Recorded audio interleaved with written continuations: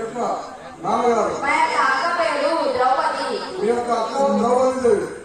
మా యొక్క అన్న పేరు దుష్టద్యుమ్నుడు. మీ అన్న దుష్టద్యుమ్నుడు. మా యొక్క తమ్ముడు పేరు సాత్యకి. మీ యొక్క తమ్ముడు పేరు సాత్యకి. ఇంకా నా పూర్వజన్మ వృత్తాంతము తెలిపేదాను వినుము. అమ్మా తెలుపుము. పోయిన జన్మలో నా పేరు అమ్మ. పోయిన జన్మలో మీరు అమ్మగా తెలిపించిన. అవును, నేను మనసారా ప్రేమించింది గాంగేయ.